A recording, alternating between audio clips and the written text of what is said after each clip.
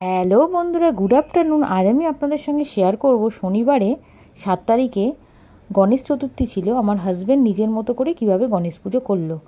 তো প্রথমে ও দুধ দিয়ে গণেশজিকে চান করালো, তারপরে গঙ্গা জল দিয়ে চান করালো। দেখুন কি ভালো লাগছে আর কি আরাম লাগছে।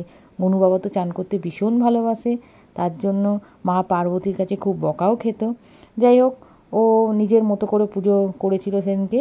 তারপরে গনু বাবাকে আসনে বসিয়ে কুমকুম আর হলুদ মিশিয়ে টিপ পরিয়ে দেওয়া হলো। এরপরে ভোগে দেওয়া হলো লাড্ডু আর মোদক। তারপরে একটা সুন্দর মালা ভালো করে সেট করে ও পরিয়ে দিল।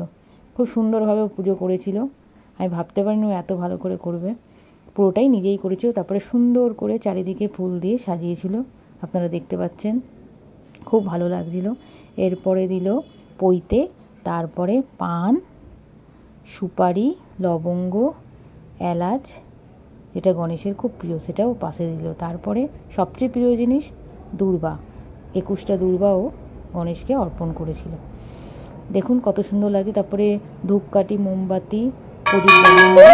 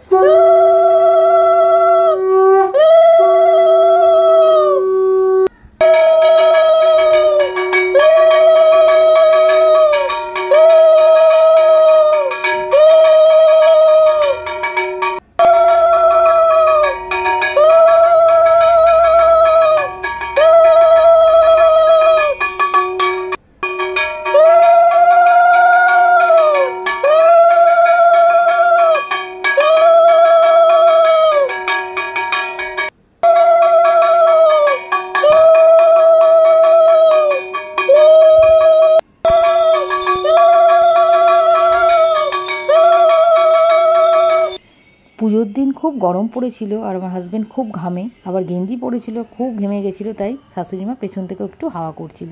দেখুন খুব সুন্দর লাগছিল, খুব ভালো করে পুজো করেছিল। আমার তো খুব ভালো লেগেছে। আপনাদের কেমন লেগেছে অবশ্যই কমেন্টসে জানাবেন।